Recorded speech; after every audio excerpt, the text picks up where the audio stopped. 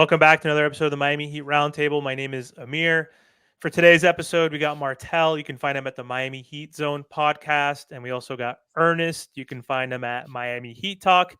And joining us once again on the show is Alex from the 5 Reasons Sports Network. How are you doing today, Alex? Good, man. Thanks for having me on. No problem, man. The last time we talked was 4 months ago. I think it was right before the play-in tournament and the playoffs. And we all know how last season panned out, which was not great. But this offseason wasn't much better, and it's been a super long offseason, and thank God it's almost over. We didn't have any Dame watch or any like players speculated to joining the Miami Heat, so pretty slow, long offseason. And we're getting close to training camp and media day. I think we're like a week away. Again, thank God. So hopefully we'll have some more things to cover soon. So Alex, I know there's a lot of questions the Miami Heat need to answer hmm during this training camp, whether that's around Jimmy's motivation, how is Kelel and Kashad and some of these undrafted players going to fit into the system? And of course, injuries. We know Jovic had a fracture, and then Terry Rozier was just cleared to play. Duncan looks healthy, which is good. But I wanted to start off with who do you think is going to be the starting lineup? I know that's not the most important question, but there was a report or article a couple weeks ago saying that there's like probably 2 guys that are guaranteed to start, which we Yep. can obviously assume that's Jimmy and Bam. So there is going to be a competition during training camp. So my question to you is, who do you think will start? But also, more importantly, who do you think is going to be a part of like the 9-man, 10-man rotation to begin the season with? Who do you think Spo is going to trust for that as well? So for the starting lineup, and yeah, shout out Ethan for I think he was the one that put that on our Discord, which of course I'm gonna shout out here. Check out our off the floor Discord server. It's in the link to all of the 5 on the floor episodes. Excuse me, it's in the description of all the 5 on the floor episodes. And yeah, I thought that was a very interesting fact, or not fact, just kind of nugget, that he put out, because it feels like whoever he heard that from is almost trying to be like politically correct in a way where it's like it's not in stone, right? Because these guys can lose their spots, but I feel like we all kind of know, right, who the starters are if everybody's healthy. I feel like maybe you guys disagree with me because I'm open to other starting lineups. I'm not saying this is exactly what I want, this is what it needs to be, nothing like that. It just really feels like they're headed for Terry, Tyler, and Jovic starting next to Jimmy and Bam. We didn't really get to see it last year. I think I have that the amount of time they played together in here somewhere so I can get that, but it was a very small amount of time. And so I feel like because of that, they're going to want to see it. It feels like, kind of a cop out because you don't really have to pick between Terry and Tyler like a lot of people want them to do. And I feel like that's what they're going to do. They're going to see how it looks all together and then probably take a while, right? And of course, there's going to be injuries on the way, so there's going to be changes to the starting lineups because the Heat never have these perfectly healthy regular seasons, especially not in the Jimmy era. But I just think they're going to try it out, and we'll see what the results are. But I think they're going to try it out. I don't know if you guys disagree with me there. As far as a rotation, Jaime is of course going to be in it. Duncan is going to be in it. Haywood is going to be in it. That's already 8 guys. After that, I think Love, is going to be in it. He was such a positive for them and has been for the past couple of seasons, but I think it's a little bit different with him because I do feel like there's going to be more nights this season where he doesn't play.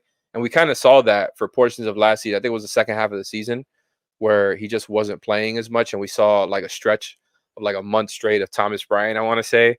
Right. So I think those are going to be the times where you see Kelel Ware shine. But my gut is telling me that Kelel Ware is not going to be in the every night rotation just based off the history of the way that Spo has handled it before.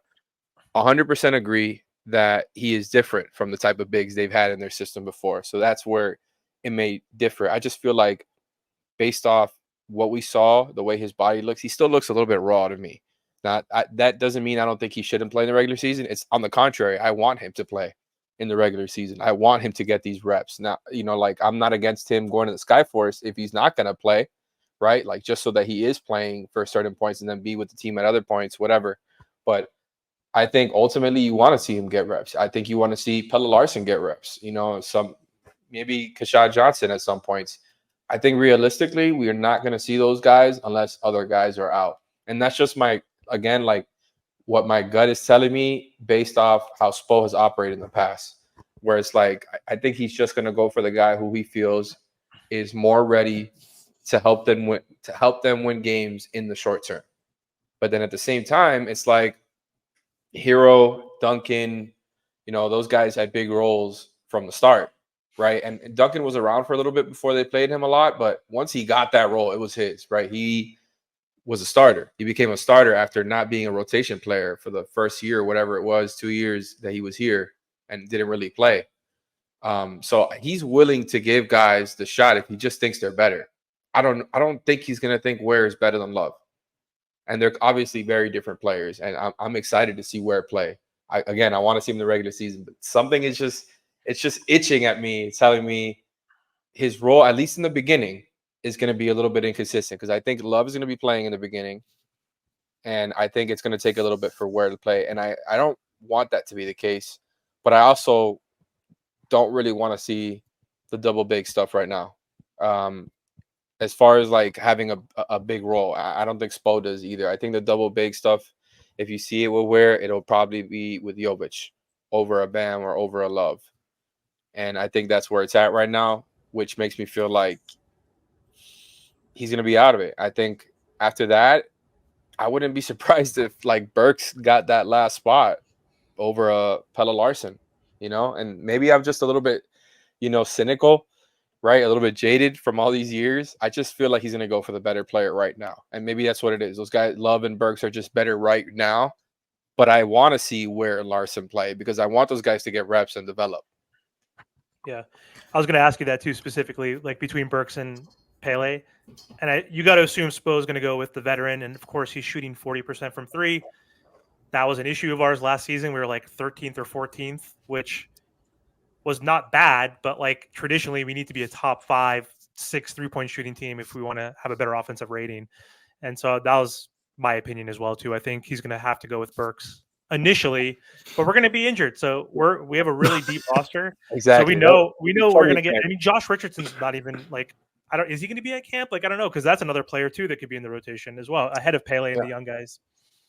He should be at camp. I think he will be. I'm interested to see, like, I'm sure we're going to find out how much he's doing, but I know he had surgery on that shoulder like much earlier in the summer, and it was a shooting shoulder. So I've been very like skeptical about that and if he's going to be ready for the start of the season.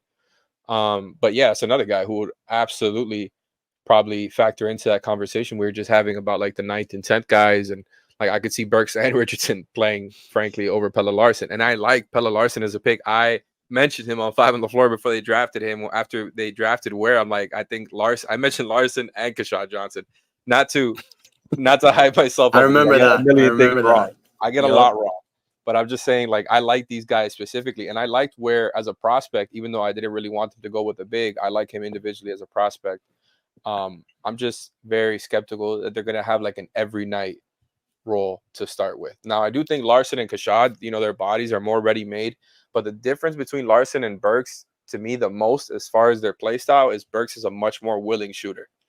Larsson, I liked his process. I like how he's always trying to make the right play and all of that. I like how physical he is, right? That's why I think he could play. But we know how important being willing to shoot when you're a shooter is, especially for Spo. He always mentioned that, has always mentioned that, especially with, the guys who he considers to be shooters. And I think Pelle Larsson has more to his game than that. I think he's a little bit more all around, right, than just like a straight up shooting specialist like a Duncan Robinson. Yeah. But he's a good shooter. And so Spo is going to want him to take those shots that come to him in rhythm, the good shots. And I think Burks is one where he's been high volume for years now. He's been doing this a long time. And, before he got traded to Knicks last year, was putting up like 12 a game, I want to say, for the Pistons. Like, this is somebody who's been there, done that. He wasn't just like at the end of a bench and then got traded to the Knicks as part of the Bogdanovich deal, was a part of that and didn't really play until everybody got hurt. And then in the second round of the playoffs, stepped up. And I say this all the time, not because I expect anything like this to happen, but it's crazy to me that he averaged 17 points per game. You know what I mean? Like after, like when being called upon, and it was a lot of guys out. So he's not going to get anywhere near that role here. But what it does show is that he's able to produce in a pinch. And that's why I think he is going to be the guy who gets those minutes. It's going to be him or Jay Rich, I think, at the end of the bench. And I think because of my skepticism that Jay Rich is going to be ready right away, I think it's going to be Burks. And he can handle a little bit too. I don't want him handling too much, like setting people up. But he is not one of those guys where he just shoots and is not capable of putting the ball down on the floor.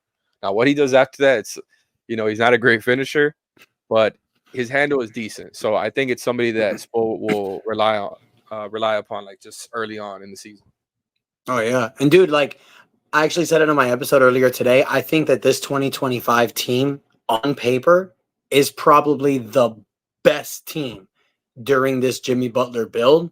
Adding Rozier, Jaquez, drafting Ware. To your point, Might be the deepest. Yeah. To your point, I agree with some of the stuff you said with Ware. I just don't think they would have drafted him at 15 to redshirt him.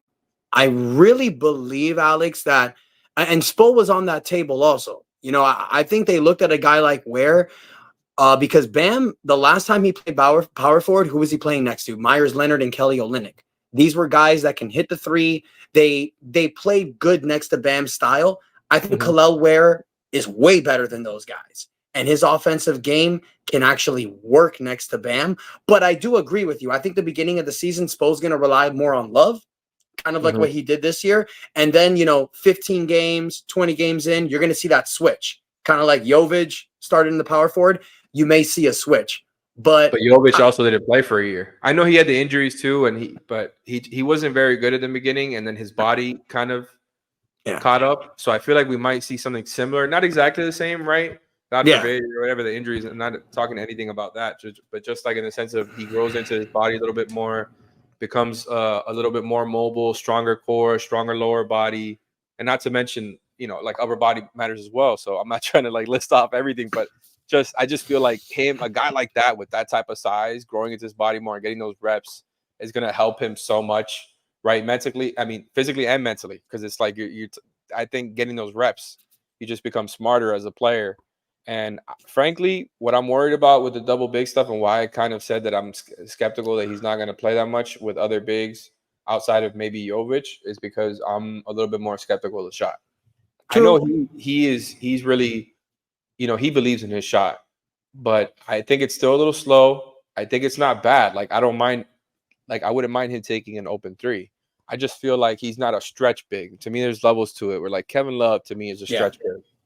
He is more than willing to take those shots and doesn't take like 8 a game or anything like that. But it is like, he's got a quicker release and he's just a better shooter. I got to see it a little bit more. I'm not as convinced that he's a stretch big as others are, but I think it can get there. And Adam Simon, who's straight up been like, who's been killing it the past few years, right? He got on that call right after they drafted him, that Zoom call, and told all of us in the media that he's a 3-and-D big. That was like one of the first things he said. So him declaring that was great. But then in the summer, he didn't take that many, and they used him primarily as a roller because he's a fantastic roller. Yeah. So it feels like they're going right back to where they've been with other guys, because even though he's way more dynamic than the other guys that they've kind of just used as rollers, I think because he's so good as a roller, they're going to have him play in that kind of simplified role at first. Kind of like what Bam did in the beginning. If you think about it, he was a backup big. He was very conservative. The ball was not touching him on offense other than like, a lay down pass or a lob, right? Like dump down to the big or throw it up. And that was pretty much it. And he would, the occasional short roll passes, but that didn't really come till later on. And it's not that he didn't have it. I just think, Bam was more skilled, and Ware, I think, as far as with the ball in his hands. And even then, they still didn't really go to any of that. So I think it's going to be a very conservative role where he's screening and rolling. And I think you got to get those fundamentals right too, because like you have so much size there, you got to get that part down. Because everybody wants to say Derek Lively, and that would be awesome. Derek Lively was the starter on this finals team. They're not playing with Derek Lively level of spacing, right? Where it's Luka and Kyrie stucking up the entire defense, and then everything opens up. So I don't think, that we don't see a lot of lobs on the Heat. It's not that Bam can't catch them or isn't athletic enough, right? You don't think Tyler and Terry are as good as Kyrie and Luka? Yeah, not quite. Right. But then that's what it is. So I feel like he's going to be screening and rolling the occasional three, but I don't think he's going to be used as a stretch big for a while. I mean, I'm going to say it right now. I'm kind of known as the Miami Heat Nostradamus. I'm going to call it right now. There's going to be a game in December or January. Love's going to go down. Kelel Ware is going to come in. He's going to play great. And then everyone is going to jump on the bandwagon. I could 100% see that. I'm with you. That's happening. I think he is going to play. Like I said, there's going to be nights. I don't think it's going to be like, oh, first 41 games, Love plays, and then he doesn't. It'll be quite that black and white. Like I think he'll play here and there. I just don't think he'll be in the every night rotation. I think he's going to play more than Larson, especially if Jay Rich is healthy. Because I just think I'm going back to I think they're going to play Burks and Richardson more than Larson, and then I think we see where whenever Love doesn't play. Hopefully I'm wrong because I'm not sold that the double big thing is going to work, but I'm willing to try it. I'm willing to see it for stretches during the regular season. Like this is not even a good regular season team anyway, so let's just try shit, right? Like that's where I'm at with it. I think it's good. I think trying something different is awesome. And look, there's gonna be people out there that's gonna say, "Oh, but last year the Heat picked Jaquez at 18. He was a 4-year player from USA. His body was developed. That's what happens when you play 4 years and do it the right way." But I agree with you. I think we're deep enough to allow Ware to not just have to put him right away. Let him get size right. Let him develop a little bit more. But I never got to my question for you, Alex, and I really wanted to ask you this. This one, I want to see what you think. No, you good, bro. We know that there's a lot of dudes on this team that can score. On any given night, a lot of these players can drop 30 on you. So my question for you, the offense moving into next season, I've been clamming for this for 2 years now. It's time to make Bam Adebayo the number one option, especially with what happened in Team USA. Preferably as the power forward, but if he's the 5, whatever. My question for you, Alex, do you think that's where the Heat may lead towards, or do you think this might be 2004 Detroit Pistons? Whoever's hot, give them the ball and let them go. What do you think? It's actually a really tough one because I'm like trying to think it through, and I've been thinking about this in the sense of like, how is the offense going to function next season? What are going to, because we've known like for each individual player what their pet plays kind of are, more or less. There's variations, but like the things that we see the most, right? What I'm been thinking about is how do they like divvy it up, especially if like it is that starting lineup that I said that I expected, where it's Terry and Tyler together.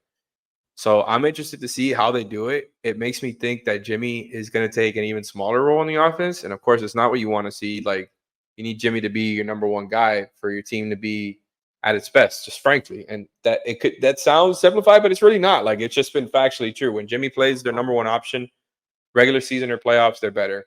I don't know if we can expect it. But I do think Terry and Tyler are going to get a whole lot of touches. And I think to be fair to Tyler, I think he deferred a little bit when he did get to play with Terry, which was, again, just not very much. I don't think it didn't feel like a competition where it's like, okay, it's my turn. Let me really try to make something happen with the ball. I think Tyler was doing his best to adjust kind of in a situation where he just got thrown another, high usage guard in the starting lineup.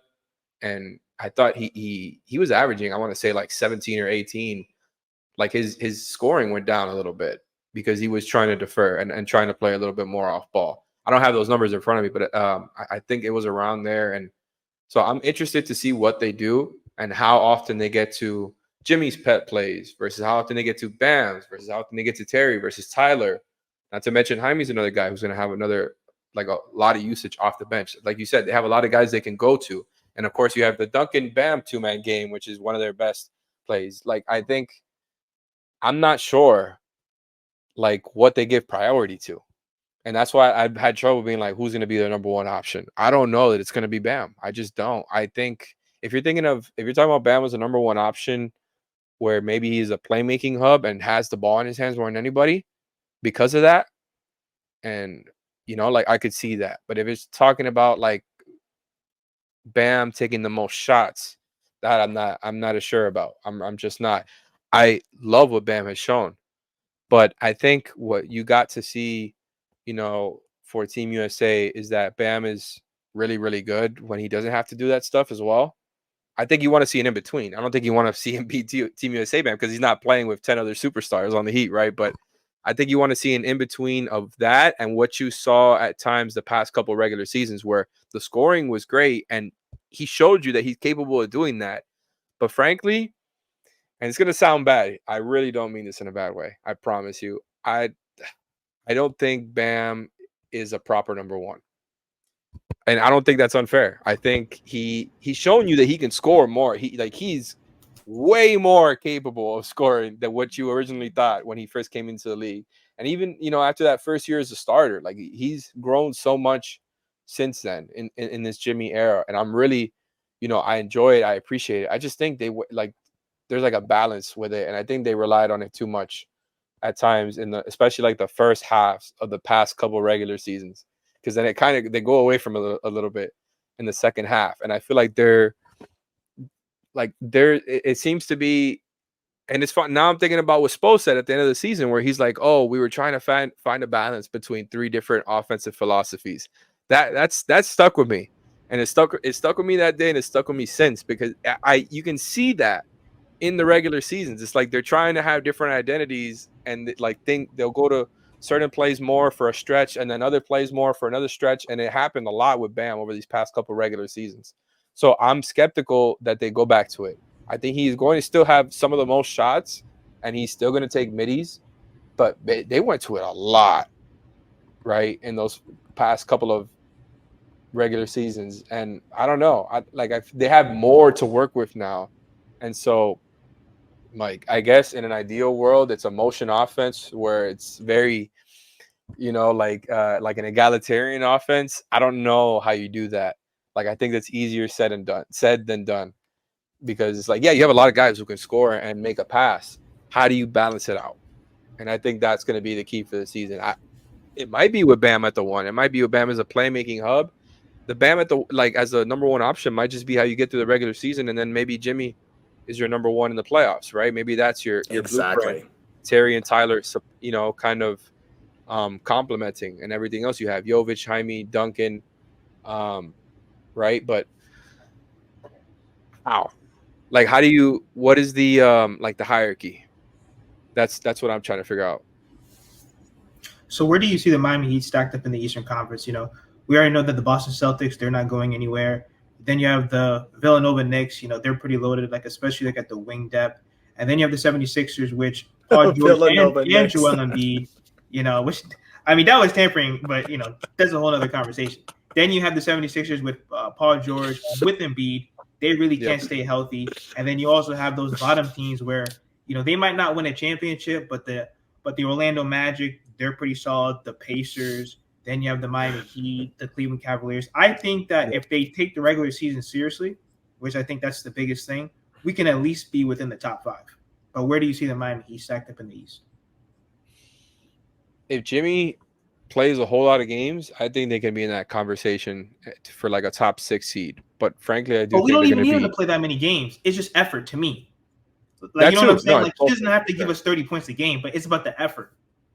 No, you're right. I 100% agree with you. I think you saw it the most last season. And I think where it stuck out the most to me, at least, was on the defensive end. Because, to me, he's always had moments in the past where he has, deferred on offense in the regular season and doesn't just dominate the ball. But I just think everything was, at a bigger degree, I guess, this past season, where it's you would miss, I don't know, he would disappear on offense a little bit more, but I thought the defensive decline was big last season. I just didn't really feel him as a defensive playmaker the way, you had in seasons past, where he was just frankly a menace out there. He's one of the best in the league at intercepting passes and getting in the passing lanes. I didn't really feel that from him last year. So I think there's some upside there. But I don't know if that's just part of the way that he paces himself now. That's part of the regimen. It's not just offense, it's also defense. And I think that's not great. So it's I need to know what Jimmy I'm getting. If I'm getting really engaged Jimmy on both ends, and I don't mean playoff Jimmy, I just mean 22, 23 points a game with high-level defense, that's a pretty big upgrade from what they got last year, okay? I'm not trying to trash Jimmy. He was still a pretty good player. I just think it was a lower level. I just think he wasn't as good. It's just, it's also hard to do that, though, right? Sorry. Do you think? Hold on, but do you think then, because you said it, which we all know, and I know that Pat and Mickey, they know as well. That's why they're not going to pay him. If you're saying that we don't know what type of Jimmy to expect, how can we justify paying him, all that much money that he wants, and we don't really know what type of Jimmy we're going to get? He's possibly going to be 38 by the end of the deal. I mean, yes, you could pay players for what they did in the past, but how could we justify giving Jimmy all this money when he's not really going to be able to give us that superstar energy throughout the regular season? And we can't just say, oh, well, don't worry, we don't care what seed we are, because as you can see, we've been in the play-in twice. And I feel like taking the regular season seriously is half the battle. Jimmy Butler has been phenomenal. He's been able to do more with less, like when you look all across the NBA. But how are we going to give him all this money and he's not going to be able to give us not even a 40-point game, a 30-point game, or superstar energy or superstar, gratification throughout the regular season? I think it's a completely fair question, and you're right that it's like, I think that's why it's been so tough for them, right? Like the fact that they haven't extended him despite all the good times and how much he blew your expectations when he first got here, blew him away, right? Like 2 finals trips, almost a third. I think that's usually something that gets you paid, especially when he was playing at that high a level. But you're 100% right. Like you can't just factor that in and weigh that over what he's going to do for you. My confusion with them and the way that they handled it, at least this summer with the extension, was kind of like the sitting in the middle. And I understand why. I'm not trying to just trash them, but I do think in a way it's like, what are you going to do now? Because the situation you were in before is not the one you're in now. And I just mean like at the start of the summer versus now, because before you could have offered him the extension, which I'm looking at the contract right now. He has a player option for next season, the one after this one, right? The idea was to add a year on top of that, which would have paid him through his age 37 season. That's not nothing. It's definitely not nothing, because we're talking about him like this now, right? That where he's been giving you less and less, and he just turned 35. So yeah, it's absolutely something you got to like worry about for age 37. But then the other thing is, now that you're not in that situation anymore with the extension stuff is done. I think they could still technically offer it to him, but his made that announcement a while back earlier in the summer that they're not going to sign an extension anymore. And so he is most likely going to decline that player option this summer, based on at least what Ethan has heard, and get into free agent. And at that point, the Heat want to bring him back because they're impressed enough or whatever. They're probably still not going to want to offer him his full max, and you're going to have to offer him way more years. So to me, I think they put themselves in a very like particular and kind of weird situation where it's like, I don't know what they're going to do. I know that we have to close. Look at what you just said. If we know that, and if Pat and Mickey know that, we have to trade him and we cannot let him walk out for nothing, correct? I get it. And I mentioned that on some of the pods. Like, I think at the very least, they have to consider it. I don't want Jimmy gone. I directly profit off of Jimmy being there and the team being better. I 100% do not want, like, I would be sad. Frank, like it would suck. Like, I think these times have been fun. Like when they get to the end there, like we didn't expect that, and it's been really fun. I would hate to see him go.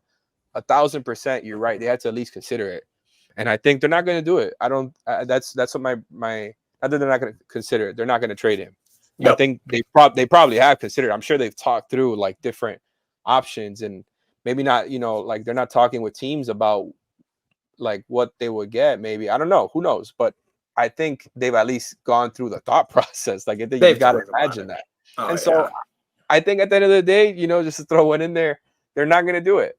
I think they're not going to trade him, and I think they're going to go into the summer in a very weird space. Because you're like, what is he going to want, first of all? Because like there's always been this implication that Jimmy is not going to play like through him being that old. Like he's not going to pull LeBron. He's 35 now, and the extension that he originally wanted would have got him through age 37. So how much further than that does he want to play? I think you got to consider that, and maybe that's what they're thinking is like, oh, we won't have to offer that big of a contract, but what if it's at max money every year? Then you've kind of screwed yourself over, right? Unless they're just willing to trade him. But I'm still like very skeptical. I just can't see them trading him midseason. Yeah, the only way I could see them trading him midseason is if they're 10 and 30 something or whatever it is. Like something, they have to be like a bottom team. Someone has to be with him playing. Yeah, that's like it would have to be a disaster. It has to be a complete disaster. They have to be playing as bad as the Wizards. I don't see it happening, and it's going to suck because he's going to request that max, and we're not going to be able to offer that to him. We're going to be 27 and 25, and we're going to be right there in the 6th seed, and then we'll make a run, and then they'll be out of the play-in, and then Jimmy will go ape shit in the playoffs, and we'll all love it, and then we'll figure this out next offseason. It's the story of the Miami Heat. They're gonna be back in the God, don't do that. I straight up, like, I think there's a chance for them to be out of it, but I'm expecting the thing because I'm not expecting a fully engaged Jimmy, maybe a little bit better, but not fully engaged. And I'm expecting their weird injury luck and how they end up having it like for weird stretches. And then it's like a lot of the bottom tier guys playing and not many of the top tier guys on the team. And so I think with those things happening, they're going to be back in the play-in. Yep. And yeah, like I think Orlando, Cleveland, Indiana, those are the teams that you'd be looking at to pat. Maybe Milwaukee if they have bad injury luck, right? But not if they're healthy. And I don't know, man. I think KCP really solidifies Orlando. I think that helps them more in the playoffs, but it helps them in the regular season too. Like I just think they're already an elite defense that's even better now. He's a great defender, and they already have another elite guard defender. Like they're just going to be. I think an elite defense like that, a top 3 defense where it's just every night you're getting that, I think it's really helpful for the regular season. You saw that last year for the Magic. They were a great defense and it got them in the playoffs and kind of they're a little bit ahead of schedule on their kind of timeline now. And Paolo looked great in the playoffs. And then Indiana added Siakam and they're going to have a full year with him now, training camp. And yeah, like Ethan mentions, he maybe teams can adjust to the style or whatever. I think now it's a little bit different that you got to adjust for Siakam as well. They're going to get Benedict Mathurin back. They have young guys growing in their system, and maybe some of them will end up getting too expensive later down the line. As of right now, they've got a pretty good team, man. I think the Pacers are good. The Cavs kind of are not amazing, but they almost have like their floor is pretty good too, like regular seasons wise. So I think that all that tells me that Heat are going to be back in the play-in, unfortunately, but that's just how I feel about it. I think all these other teams getting better at the top, plus like you have like that middle class in the East kind of solidifying themselves and a lot of these teams are younger too and getting better. I think the Heat are going to be back in the play-in, unfortunately. And I hate to say this because, again, the more successful they are, the better it is for me. So I want them to be more successful, but that feels like the most likely outcome at least. It's hard to bet against Vegas, and they put them at 45.5 whatever victories, and that's less than last season, and that puts them at the 8th seed. But again, I don't know. I think if they're healthy, I think they could be a top 5 or 6 seed, but everything has to go right. Jaime has to have a leap. Jovic has to have that leap. Terry and Tyler have to coexist. Bam has to improve. So there's a lot of ifs, and there's other variables, though. We don't know what injuries can happen with those other Eastern teams as well, right? So someone on the Magic or Cavs can get injured. So there's a lot of variables. We'll see. But anyway, Alex, thank you so much for hopping on the show once again. Really appreciate the time. And before we do hop off, do you want to let the audience know where they can find you and just what you guys are going to be working on this upcoming season? I mean, sorry, I feel like it went by quick just because I was talking too much. But I feel like I was just doing, I'm just trying to give my thought process the best I can, and I'm doing it in a very unorganized way. So I'm taking up too much time already, even with just this answer. But find us on 5 on the Floor, wherever you get your podcasts. You can check us out on YouTube as well. But I'm always going to point people towards podcasts more because it's way better for us than YouTube. And then the other thing is, like I mentioned before, check out our Discord server. The link is in the description to all of our podcast episodes, and we're going to be amping it up a little bit this season. Most of our coverage is going to be on Discord outside of the podcast, and you'll still get stuff if you're not on the Discord server, but everybody's getting it first on Discord, and you're going to be getting much more stuff. We're going to be doing a lot of stuff that I don't even want to give away yet. One of the things that Ethan has hinted at and kind of teased is that we're going to be doing kind of like live shows on Discord as well, where we can bring fans up and they can voice their opinions. We're going to be trying to do both. There's going to be like stage shows where fans come up, and it's almost kind of like what people used to do with radio shows with call-ins, right? So we can hear from you guys, and we can also do like live shows like what we used to do with Floor is Yours, where we can be reading the comments and reading what people are saying, but it's a much more interactive experience. Outside of that, you've already got 10 chats, a bunch of different topics. You got the Heat main thing chat. You got the channel where, Ethan and Leif are giving you the updates. They're giving you the stuff they're hearing. Me and Brady are giving you, our insights, sharing stuff that we're seeing on the timeline that's interesting. You've got chats going 24/7. Heat, NBA, other sports, kind of like TV show stuff. You got all types of chats going there. So it's a very immersive experience, and we're going to be doing more that we can't even talk about yet with Discord. So I definitely highly suggest you check it out. Thank you guys for having me on, though. It's always cool. I just need to get better at not talking so much. I'm still not all these years and still. We talking Miami Heat basketball, my guy. You keep going. Yeah, we appreciate you, man. Thanks again. Thank you guys. And that's enough said. Yeah, buddy.